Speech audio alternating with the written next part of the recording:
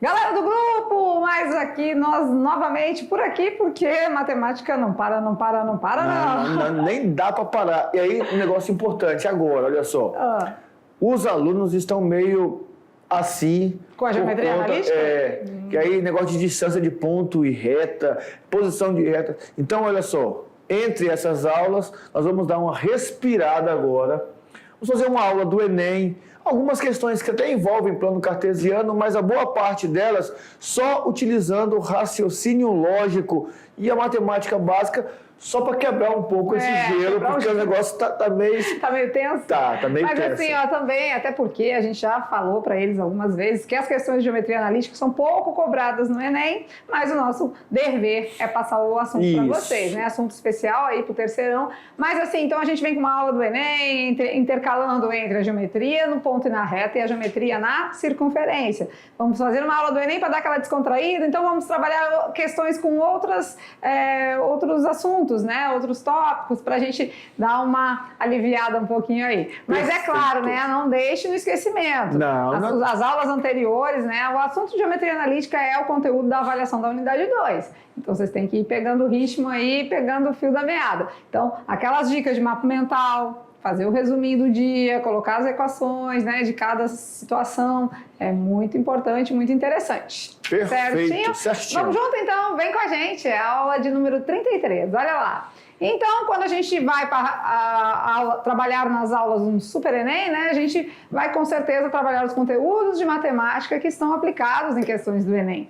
E claro, né, antes de tudo isso, antes da nossa aula de fato começar, nós temos o oferecimento da aula de hoje, o oferecimento do dia. Olha lá, e aqui é legal, professor Maurício, porque a foto nos inclui, o registro nos terceirão. Inclui. Professora Patrícia e a galera do terceirão. Estamos na foto, né? O professor Maurício está lá fazendo coraçãozinho, né? Os meninos lá. Um esquema ali, todo cheio de estilo. O professor Maurício está lá, aqui o professor Maurício. Professora Lúcia aqui, sentadinha no meio da galera. Aí temos as professoras de língua portuguesa, a Madinha e a Alessandra. E aí do nosso coordenador da CRED Porto Velho, Alessandro. Professora Patrícia está aqui também, né? Tá bem aqui na frente. Isso mesmo. Tá uniformizado. E a galera do terceiro. É por isso. Uniforme bonito, né? Isso. É por isso eu achei que nós ia ganhar uma camiseta dessas. Mas assim, foi muito de surpresa. Cima, Mas olha só, é por isso que às vezes a gente não consegue achar os professores. Eles colocam o uniforme, fica igual aos alunos. Aí é complicado. Verdade. Ainda mais com as professoras jovens e bonitas, como temos na mediação tecnológica, e os professores também, se misturam no meio da galera, às vezes a gente fica com dificuldade de identificar, né? Mas olha que legal, a professora Patrícia mandou o registro, na verdade a gente tirou essa foto na última visita que fizemos ao Baixo Madeira, né? Onde a gente visitou os distritos, mas essa turma boa aqui, turma linda, turma grande, é de qual distrito do Baixo Madeira? Eu sei. Temos aí Calama, temos Nazaré, distrito Resex Cunhã e São Carlos, né? Na verdade, São Carlos não tem mediação, né? É extensão. Mas tem a extensão da Juraci lá no Cunhã. Isso. Vamos averiguar? Então, a professora Patrícia e os nossos meninos vêm do distrito de Nazaré, Porto Velho. A escola é a Francisco Desmoretti. Muito Passos, bem, né? Isso. Legal, né, gente? Olha, uma alegria colocar a foto de vocês, a nossa foto aqui, né? Uma alegria ter ido visitar vocês. Quando a gente tem a oportunidade de conhecer esses meninos, de ver de pertinho, realmente faz muito mais sentido. A gente volta com outro gás aqui para os estúdios, para o planejamento, para tudo que a gente faz, porque aí a gente tem um olhar, vamos dizer assim, específico, né? Isso. A gente lembra de vocês, dos rostinhos, além de a gente lembra da nossa comunicação, do nosso contato, e tudo faz mais sentido. Certo? Certinho. Beijo no coração, professora Patrícia e todos os nossos alunos aí da Francisco Desmoretti no distrito de Nazaré. Joinha, então? E agora, né? Bora lá? Enem rápido, aula do Enem, bora, sem perca de tempo. A aula do Enem traz alguns assuntos, algumas dicas, como sempre, e questões pra gente resolver. 5 questões. 5 questões, tá aumentando a quantidade, mas é porque a gente dá conta do recado, né? Então vamos lá, quando a gente fala de Enem, a gente está falando do Exame Nacional de Ensino Médio, a gente está preparando vocês. Ou seja, né? Essas resoluções de questões são para cada vez mais vocês ficarem habilitados com os assuntos e ficarem familiarizados, não chegar no dia da prova e ter aquela surpresa, né? Assim, eu não sabia. Assim. Não. Aluno da mediação falar que não sabia como é a prova, nós fizemos aulas e mais aulas, e em algumas aulas explicamos a estrutura da prova, o formato dos 2 domingos, não é? Explicamos as questões de primeiro domingo, do segundo domingo, falamos até sobre a redação e temos certeza que os professores, né, de ciências humanas, de linguagens e de ciências da natureza também têm colocado e têm falado com vocês. Sabemos até que o terceirão teve até uma eletiva já, né, de naturezas voltada para o Enem. Verdade. Então, quer dizer, vocês não vão chegar lá achando que é algo de outro mundo. Não é. Vocês já sabem. Algo novo, né? Isso, vocês já sabem como é. Algo conhecido, né? E, claro, então vamos começar nossa aula dando dicas e resolvendo as questões do Enem. Vamos em frente? Na telinha. Vamos lá. Então, às vezes, né, vamos falar da prova. Às vezes a gente se desespera na hora da prova, depois a gente se depara com algumas questões complicadas demais. Mas temos uma boa notícia para vocês. Qual é a notícia boa, professor Maurício? Dentre as 45 questões, temos muitas questões simples e bem práticas. Então, dentre as 45 questões, a gente tem muitas questões simples e bem práticas, né? Que legal. Então, nem todas são aquelas questões difíceis de resolver, tá? Tem aquelas que são simples e práticas e, com certeza, a gente vai desenrolar sobre isso, tá? E aí, fica a pergunta deles. É sério isso? Claro que é, gente. Seríssimo. Inclusive, já fizemos aqui, né? Quando a gente trabalhou aquelas questões de sistema de unidade de medida, sim, grandezas, né? E tudo, notação científica, questões bem práticas. A gente viu que as questões eram bem fáceis, né? Bem rapidinho, então, a gente resolvia. Dizer, essas são algumas. Tem outras também. Então, quer dizer, dentre 45, pelo menos 6 ou 7 são questões que você consegue desenrolar só na leitura. Daí vamos imaginar 7 questões numa prova de 45, que você só ao ler já vai ter noção e vai saber marcar a resposta.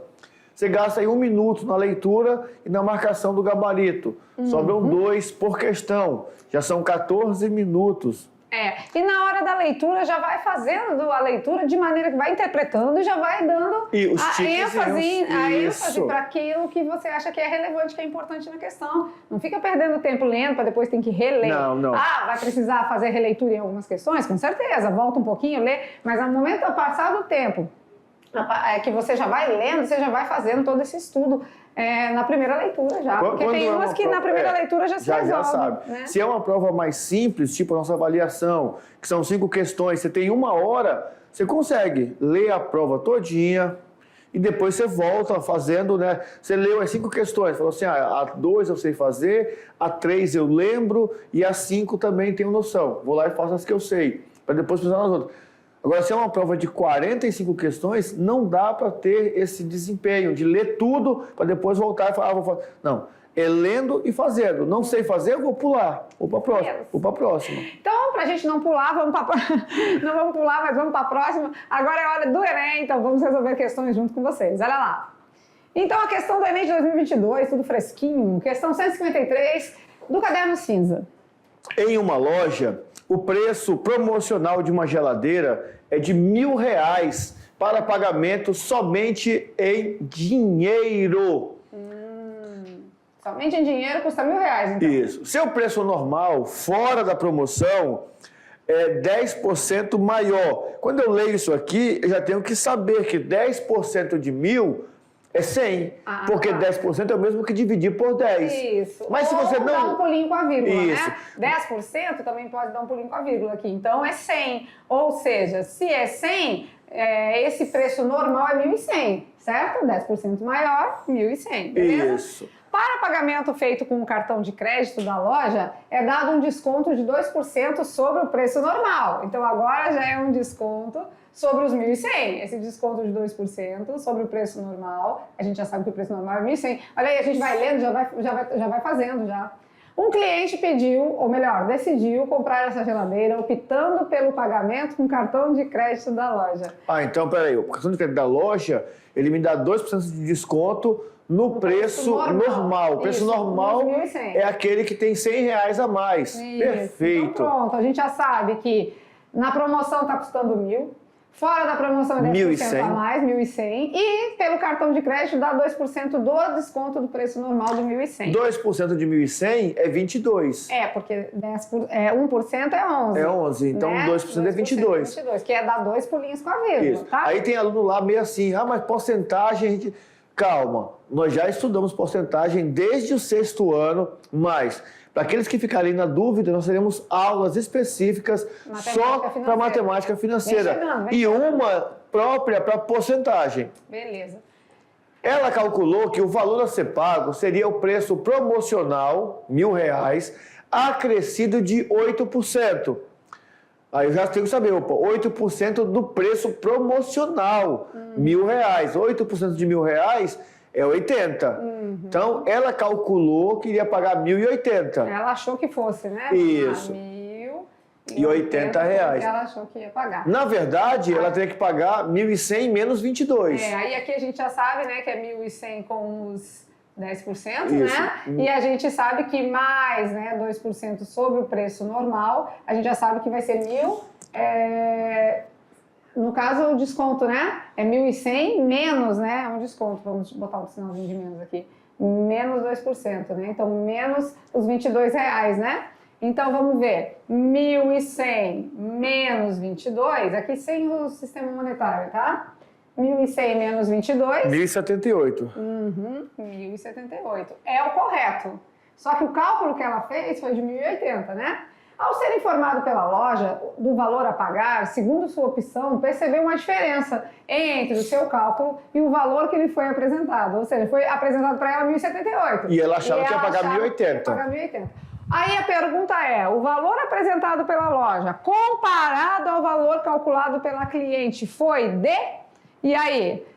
As alternativas? Tá fácil, porque eu já li e interpretei tudo. Então, já sei que tinha que pagar 1.078, ela calculou 1.080, o valor dela está R$2 mais caro do que o valor dado pela loja. Então, da loja, está R$2 mais barato. Então, R$2 menor, R$100 menor, R$200 menor, R$42 menor, maior, R$80 maior. Com certeza, letra A, R$2 menor, né? Porque de 1.080 que ela achou que ia pagar, menos 1.078, que é o que realmente foi apresentado para ela, né? Então, R$2 menor. Legal, né? O que vocês acharam dessa? Olha aí como foi feito, né? A gente já, a partir do momento que a gente foi fazendo a leitura, a gente já foi calculando tudo que foi dizendo. Tudinho, né? isso. Então, esse é o processo. E aí a gente não gasta tanto tempo, né? E aí, algumas coisas, né, para não gastarmos tempo, nós temos que carregar para o Enem. São coisas que não são novidades, né? É como se o Enem fosse um jogo de baralho em que as cartas estão marcadas. O que é um jogo de carta marcada? É um jogo que quem conhece o baralho tem mais facilidade que quem não conhece. Verdade. Truco só se joga com baralho novo, porque um baralho de carta marcada, pro dono, é mais vantagem do que para quem não é dono. Porque ele olha para tua mão e fala assim, não vou trucar porque ele tem carta boa. Eu já conheço as cartas. O Enem é um jogo de carta marcada. Agora, eu preciso conhecer. 10% sempre tem no Enem. 10% sempre tem no Enem. E as outras são derivadas, né? 2%. 8, 2, aí a gente vai fazendo o joguinho ali. A gente sabendo 1%, o 10%, o 20%, o 25% e o 50%, o resto é fichinha. É consequência, né? Aí a gente vai trabalhando com esses valores. Vamos então fazer o seguinte, na nossa aula de porcentagem, nós vamos dar essas dicas todas para vocês anotarem. Nós já falamos disso no 2º ano, matemática financeira no 2º ano, mas vamos garantir para vocês que na aula de matemática financeira, porcentagem, essas dicas de 10%, 20%, 1%, beleza? Fechou então. Certo.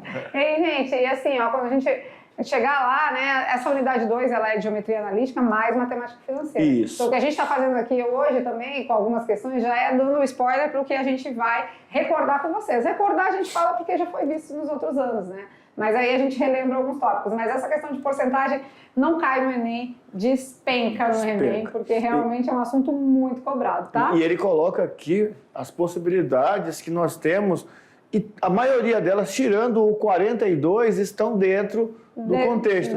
Ó, R$2 é a resposta certa, R$100 é 10% de 1.000, que ele pediu lá. Aí, R$200 é a pessoa calcular 2% errado, 2% de 1.000, calculou errado, aí vai dar 200. Os 80 é os 8%. Os 80 é os 8% dos R$1.000. Né, só o 42 aqui que está meio fora da realidade. E aqui a gente vai trabalhar com vocês agora alguns macetes de porcentagem, recordando alguns tópicos. Vamos lá na telinha e já a gente vai para a próxima questão. Olha lá. Então, na porcentagem, o interessante é a gente saber essas aqui principais, acabamos de falar, né? São 6, ó, vocês sabendo, 50%. Divide 25, por 2. Divide 20. por 4. Divide por 5.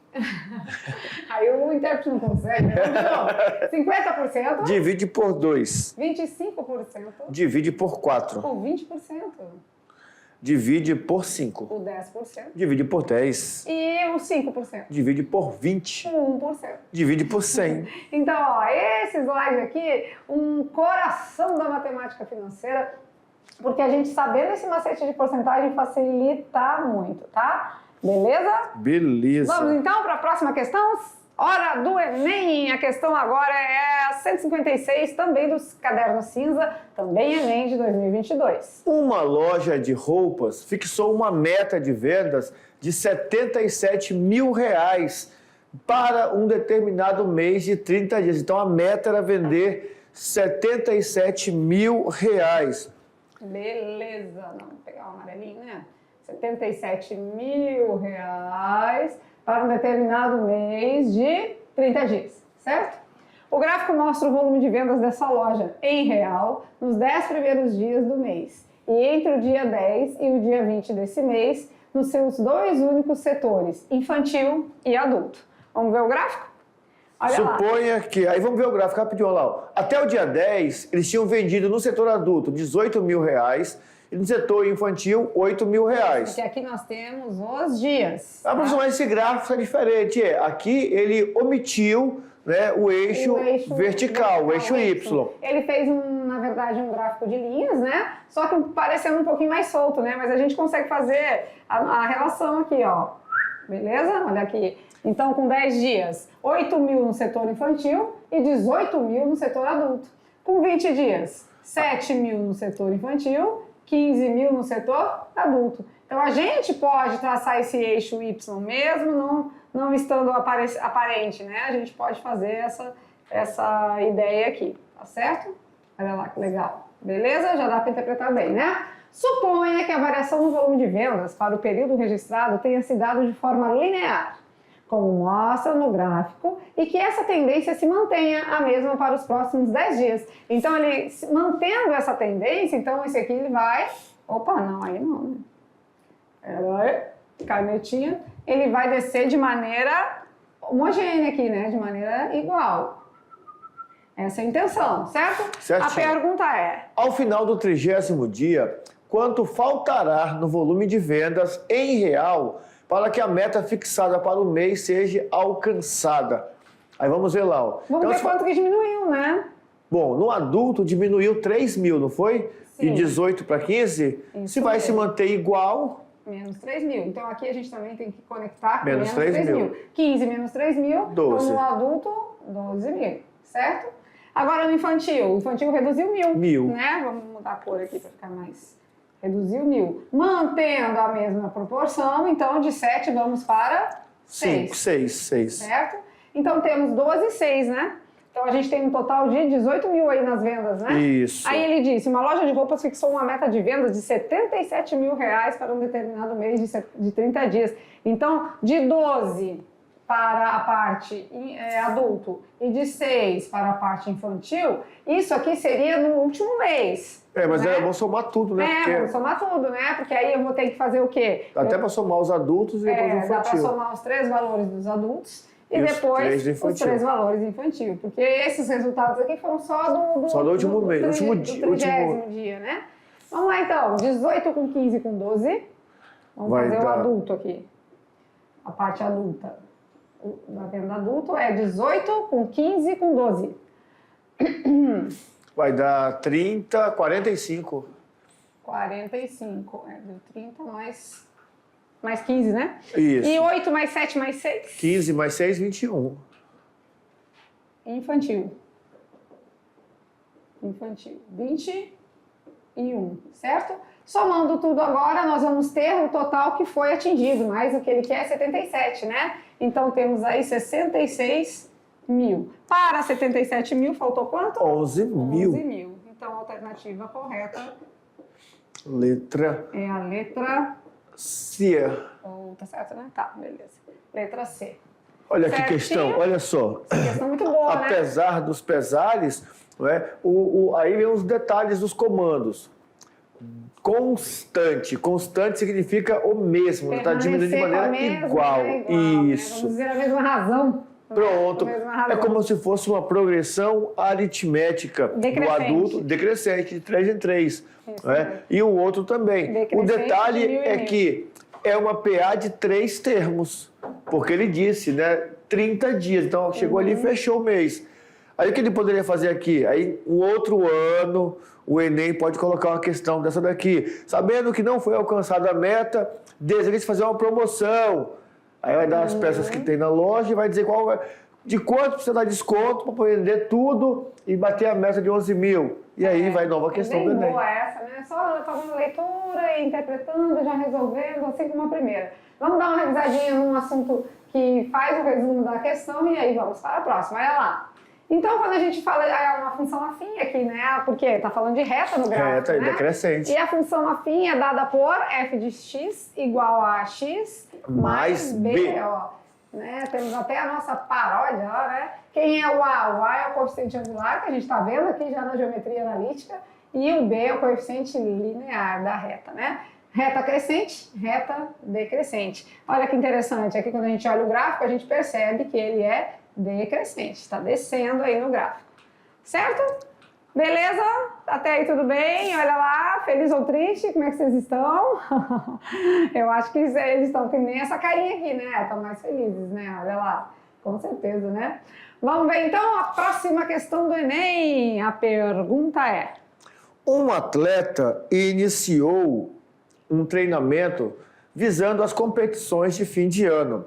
Seu treinamento consiste em 5 tipos diferentes de treinos. Treino 1, treino 2, treino 3, treino 4 e treino 5. A sequência dos treinamentos deve seguir esta ordem. Primeiro dia, treino 1. Segundo e terceiro dia, ele descansa.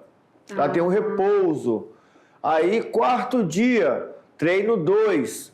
Aí, repouso, repouso. Sétimo dia, treino 3. Daí só repousa uma vez. Treino 4. 2 repousos, treino 5. E aí, repouso de novo. Esse é o ciclo. O ciclo de treinamento dele demora 13 dias. Certo. A letra R significa o descanso, o repouso. Após completar essa sequência de treinamentos, o atleta começa tudo de novo, a sequência, a partir do treino 1 e segue a ordem descrita. Beleza? Beleza. Após 24 semanas completas de treinamento, se dará o início das competições. A sequência de treinamentos que o atleta realizará na 24ª semana de treinos é... E aí aqui tem uma sequência que a gente precisa saber se começa com repouso ou se começa com treino 3. Já é a primeira etapa. Depois disso, como que fica a sequência didática aí dos nossos treinos? Vamos ver? Bom, o detalhe importante é o 24 semanas tem quantos dias? É a primeira coisa. Porque o treino dele demora 13 dias. É, olha lá, só até o 13º, né? Isso. Aí vamos ter que verificar quantos dias nós temos em 24 semanas. Nós fizemos uma aula de unidades de medidas. E quando a gente fala de semanas, a critério de cálculos de questões, a gente está falando que uma semana tem 7 dias, certo? Aí fica até aquela coisa, né? Se 2 semanas tem 7, se 2 semanas tem 14 dias, como é que a metade do mês é uma quinzena? Né? Fica aquela historinha, né? Então vamos lá, 24 semanas, quantos dias? 24 vezes 7, certo? Vezes 7, isso. 8 vai 2, 14, 16, 168. 168 dias. E aí vem o detalhe do Enem. A gente tem que dividir por 13, né? Mas aí vamos pensar melhor. O Enem disse que o ciclo de treinamento são 13 dias. Sim. 13 vezes 13 dá 169. Isso não tem em lugar nenhum na prova. Não Mas tem. eu que sou estudante, eu que trabalho com números, já tenho que saber que 13 ao quadrado é 169, ou seja, um dia a menos do que Chegar o que no nós temos. 13º. Isso. Então é o 12º. Vai ser parado no 12º. Né? E o 12º é o que tem o treinamento de número 5. É só eu ir no gabarito procurar qual deles termina com o treino 5. Porque, na verdade, ele quer saber a sequência de treinos que o atleta realizará na 24ª semana de treino. Na última semana. Então eu vou olhar o último dia. O último dia de treino vai ser o treino 5. Um treino 5. Então, a letra B? Só tem ela. Legal, né? Olha que bacana. Mas aí, se eu quiser, eu posso dividir 168 por 13, vai dar 12. Caminho, né? Isso, a gente pode fazer com outros caminhos. Mas nós estamos tentando mostrar para vocês questões que nós vamos conseguir resolver na prova sem muitos recursos. Porque como eu dividir vai dar um número decimal, né? Porque vai dar 12, né? 12 e só vai sobrar. Dá 12 e sobra, parece que... O resto. O resto que é 12 também. Dá 12 e sobra 12. Isso. Esse 12 que sobrou, eu vou ter que contar até o último dia. Aí vai ver lá a última semana. Que é o treino 5. O treino 5 aqui. Mas o jeito mais prático, o que eu tenho certeza que é o que o Enem quer que você pense, é esse. Quando eu olho 168 em ciclos de 13, eu tenho que pensar 13 vezes 13, 169, passa 1. Então é um dia a mais. Completaria, então, 13 dias de treinos, 13 ciclos de treinos. Só que não completou, por quê? Um dia a menos. Ele teve que parar um dia a menos. Parou onde? No treino 5. Tanto é que é essa a intenção dele, ó, que só tem uma que tem treino 5. Só uma. Legal, né? Então vocês viram que os caminhos são vários para se chegar no mesmo resultado. Só que, claro, uns facilitam, né? Se a gente se der conta disso, né? Professor, mas não me lembrei disso, nem pensei que 3 vezes 3 é 169. Tudo bem? Você vai encontrar do mesmo jeito, tá? São só estratégias aqui que a gente sempre vai mostrando para vocês. Mas e aí, o apocalipse se aproxima? Tá pertinho, tá pertinho. Vocês estão de que jeito? Igual essa situação aqui? Não, né? Então vamos fazer mais, vamos praticando, vamos se familiarizando, que com certeza vai ficar mais tranquilo no dia da avaliação e vocês não vão ficar assim, achando que o Enem é como se fosse um vendaval que passa e derruba tudo, é tranquilo. É só estar...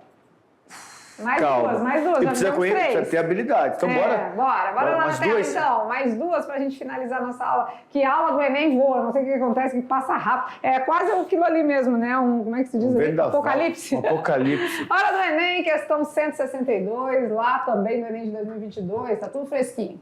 Em janeiro de 2013, foram declaradas 1.794.272 admissões e 1.765.372 desligamentos no Brasil. Ou seja, foram criadas 28.900 vagas de emprego. Mas já fez a subtração. Já fez a conta. Fez a conta, a gente não precisa fazer nada, ele já disse as vagas que estão sobrando. E aí nós temos que entender o seguinte, tá? Admissões são novas vagas criadas, pessoas que estavam desempregadas que foram contratadas. E desligamentos são pessoas que ficaram desempregadas ou se aposentaram ou que porventura vieram a óbito. Foi desligado aquele emprego e aí surge uma nova vaga. Isso. Segundo dados, né, do Cadastro Geral de Empregos e Desempregados, CAGED, divulgados pelo Ministério do Trabalho e Emprego, MTE.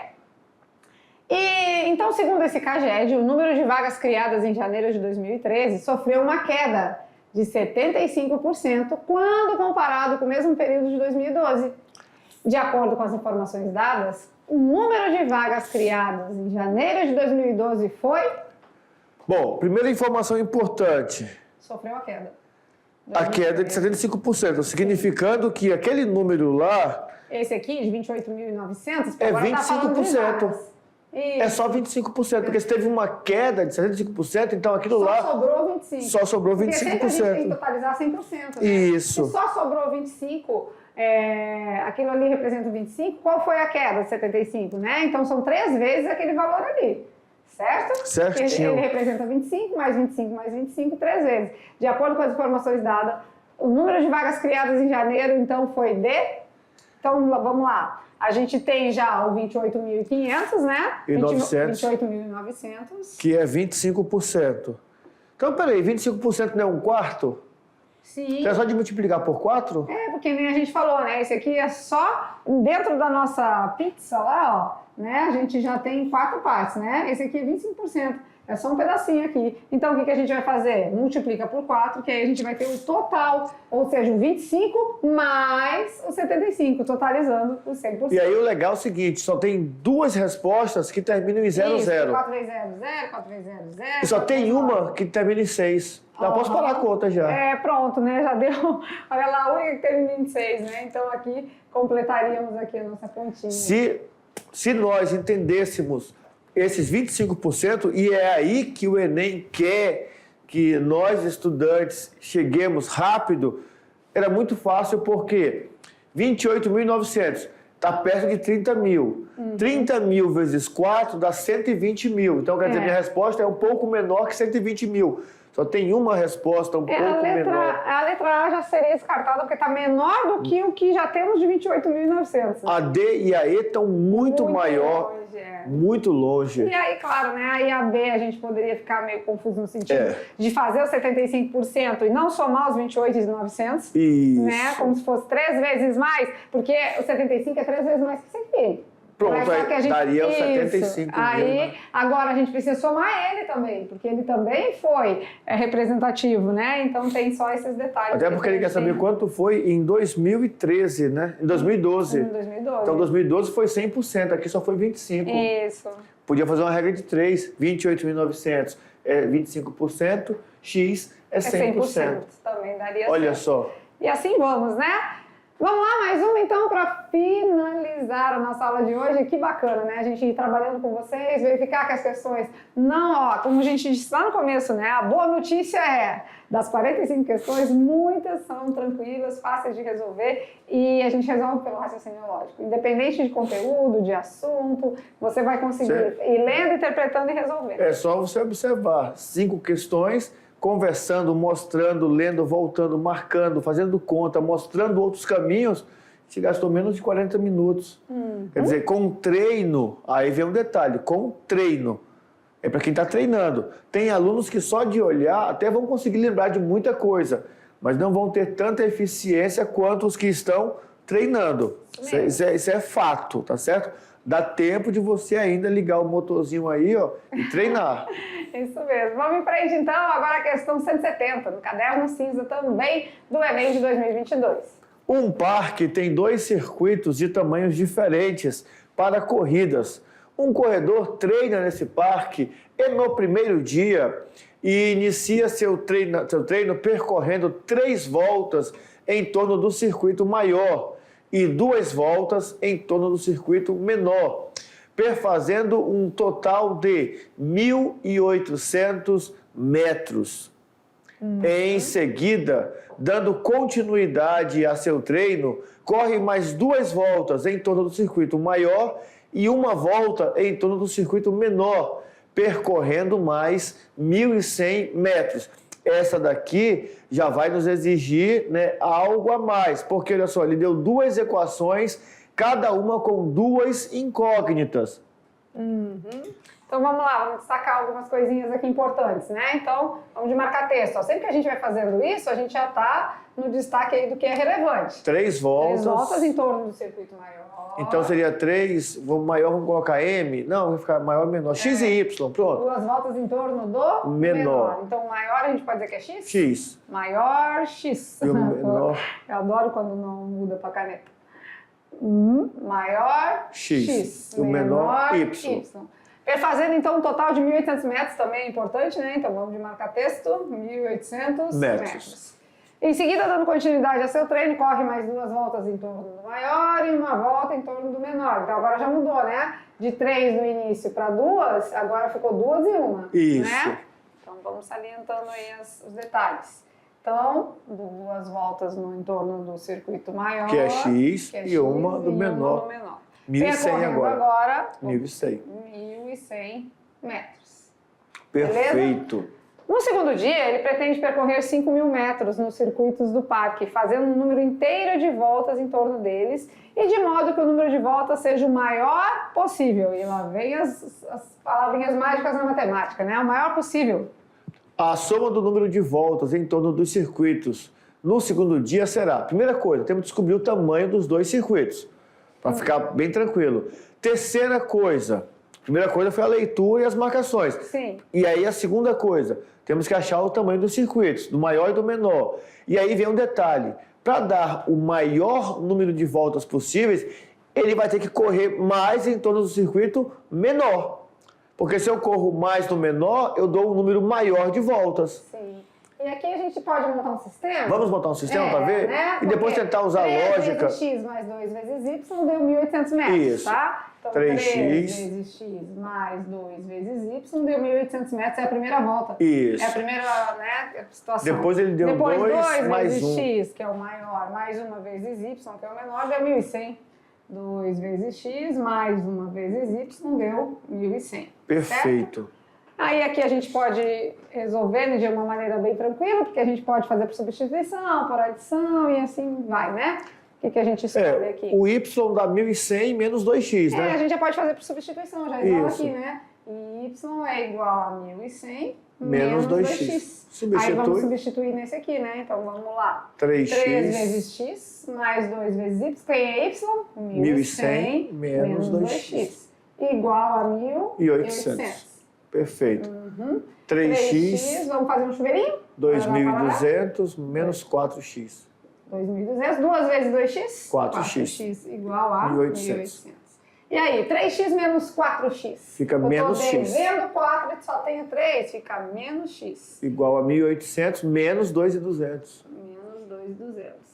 Ou seja, Menos x. menos x igual menos a 400. menos 400. Vamos passar tudo, multiplicar aqui por menos Bom. 1, né? Passar tudo para positivo. O x é 400 metros. Isso. Esse é o circuito, o tamanho do circuito Esse é o maior. maior, que é o E x, o menor né? é só diminuir lá 1.100 menos 2 vezes 400. Isso, o menor vai ser 1.100 menos 2 vezes 400. 2 vezes x, que é 400 que acabamos Perfeito. de encontrar. Então, o circuito menor vai ser 1.100 menos 800. 800. Dá 300. 300 metros, o circuito Menor. Beleza. Agora vamos lá para o final do desfecho, né? Ele pretende percorrer 5.000 metros nos circuitos do parque, fazendo um número inteiro de voltas, tá? Não pode volta quebrada. Importante esse detalhe, número inteiro de voltas. E tem que ser o maior possível. Para dar o maior número de voltas possíveis, ele tem que correr mais em torno do menor. Ah, sim. Então vamos ter que ver o número de voltas no menor que chegue lá. Ó, vamos lá, o menor tem 300 metros, certo? Se ele der 10 Uma página voltas, aqui. se ele der 10 voltas no menor, dá 3.000 metros. Sim. Faltam 2.000, que vai ser 5 voltas no maior. Aí dando 15. Como não pode ser quebrado, já acho que não vai ter como perder 16. Ah, verdade. Porque eu já pensei nos 3.000 e nos 2.000. Você falando de dar 10 voltas no menor, que tem 300, né? 300 metros. Isso vai dar 3.000 metros. E dando 5 5 voltas no maior, que é 400 metros, ou seja, 2.000. 2.000. Aqui vai atender o nosso quesito, que ele diz que ele quer percorrer 5.000 metros, com um total de 15 voltas. Aí eu pensei, cheguei nesse ponto aí, ó, 16 não pensa em 16 porque vai dar quebrado. Sim. É porque se ele der 16 tem que dar 13 também, né? 13 também, número ímpar vai dar quebrado lá, né? Então, a gente pode já deduzir, né? A gente poderia fazer outras experimentações, mas a gente vê que a letra D, né, de 15 voltas, nos atende bem dentro do que a gente queria, que é fazer o número de voltas. mínimo, o máximo, né, de voltas possível, percorrendo os 5.000 metros. Mas daí, ó, caso, né, essa questão, né, que já envolveu algo a mais do que só o óbvio, a lógica, a gente pode trazer ela numa outra aula de Enem, né, no posterior aí o Enem, quando já fechamos circunferência, que já trabalhamos ideias de muitas coisas, e resolver ela detalhando melhor. E que aqui usou a resolução de sistemas. Isso. Né? Sistemas a gente aprende lá no 7º ano, mas muita gente fica com dúvida, tá? Então a gente mostra para vocês aqui uma resolução, mas a gente pode estar trabalhando isso com vocês em outro momento. Perfeito. O brincando com os números a gente pode deixar até para Pode, para revisão. Na verdade é só uma complementação, tá? Não é uma dica, não é um raciocínio lógico, uma pergunta, e sim uma dica aí para a gente estar conversando um pouquinho mais com vocês. Então a gente traz brincando com os números quando a gente voltar aí para as atividades de sala, tá? Por enquanto a gente finaliza a nossa aula aqui, tá bom? Mas já já a gente tá de volta. Olha onde que a gente apareceu aqui, ó. Ó, vai cair, vai cair. Do outro lado? Vai cair, é aqui. Segura. Não vai. Até já, gente.